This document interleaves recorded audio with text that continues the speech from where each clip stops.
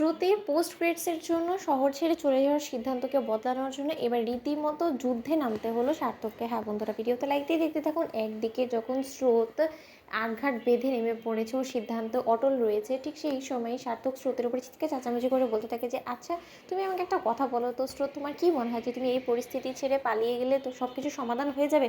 তোমার রায় দিদি ভাইকে তুমি খোঁজার একদমই চেষ্টা করবে না? এতদিন তো তুমি বাহানা করেছো যে তুমি তোমার পরীক্ষায় কনসেন্ট্রেট করতে পারছো না, শুধুমাত্র তোমার রায় দিদিভাই মিসিং বলে তুমি কাউকে সহযোগিতা করতে পারছো না তোমার এক্সামসের জন্য। এখন তোমার এক্সাম শেষ, এখন তুমি কিছুটা সময় অন্তত তুমি ফ্রি আছো, সেই সময়টাকে তুমি ইউটিলাইজ করার জন্য তুমি তোমার রায় দিদিভাইয়ের খোঁজ করতে পারো। সেখানে তুমি কাউকে কোনো এই বিষয়ে সহযোগিতা না করে তুমি উল্টো পরিস্থিতি ছেড়ে পালিয়ে যাওয়ার সিদ্ধান্ত নিচ্ছ কেন বলতে পারো আমাকে? তুমি কি একবারও ভাববে না যে হাজারো তুমি এখন একটা বিবাহিত মেয়ে হিসেবে তোমার শ্বশুরবাড়ির প্রতি তোমার কিছুটা দায়িত্ব কর্তব্য আছে, সেই সব কিছু দায়িত্ব কর্তব্য থেকে তুমি নিজের মুখটা ফিরিয়ে নিয়ে তুমি নিজের কথা ভাবতে ভাবতে তুমি অনেকটা দূরে নিজেকে শিফট করে নিয়ে নেবে? সেটা কী করে হয় বলো তো? আর কি কেউ পড়াশোনা করেনি? অন্যদিকে সার্থকের বাবা বলতে থাকে যে দেখ মা, আমি তোর সিচুয়েশনটা বুঝতে পারছি যে তোর এই শহরটা কাটার মতন এখন তোর গায়ে চুপছে, কিন্তু তাই বলে তুই এরকম করে যদি পরিস্থিতি থেকে পালানোর চেষ্টা করিস তাহলে তো সব কিছু সমাধান হবে না, তাই না?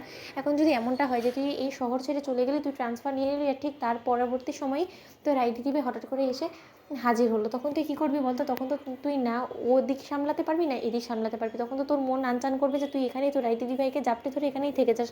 তখন কী হবে বলতো? অন্যদিকে স্রোত বলতে থাকে যে এটা কি আদৌ কোনোদিনও হবে? এখনও পর্যন্ত তো সেই আননোন নাম্বার থেকে যে ফোনটা এলো সেটারই সমাধান হলো না, কেউ সেটার হদিসই খুঁজে বার করতে পারলো না।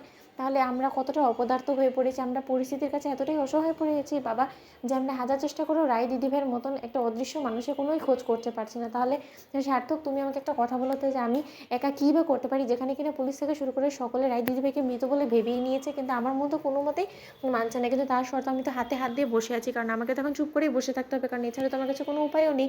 এখন আমি যাকেই বলবো তাই সে সকলেই তো আমাকে মিলেই বকাঝকা করবে আর বলবে যে আমি নিজের মতো করে যাতে রায় দিদিভাইকে খোঁজ করার চেষ্টা করি। অন্যদিকে সার্থক বলতে থাকে যে এরকমটাও তো হতে পারে যে রায় দিদিভাইয়ের খোঁজ করতে আমরা নিজেরাই একটা গ্যাং হয়ে গেলাম, আমরা দুজনে মিলে যদি আপ্রাণ চেষ্টা করি রায় দিদিভাইকে খোঁজ করার চেষ্টা করি, তাহলে কেমন হয় বলো তো স্রোত? এরকম করে হতাশ হলেই তো চলবে না, আমাদেরকে হার মানলে কোনো মতেই চলবে না। ওদিকে সার্থক বলতে থাকে যে দেখো স্রোত, আমি একটা প্ল্যান করেছি, যেহেতু তোমার কাছে কিছুটা দিন সময় আছে, সেই সময়টাকে ইউটিলাইজ করার জন্য আমরা যদি রায় দিদিভাইয়ের কোনো খোঁজ করার চেষ্টা করতে থাকি, তাহলেই বা খারাপ কী বলো তো?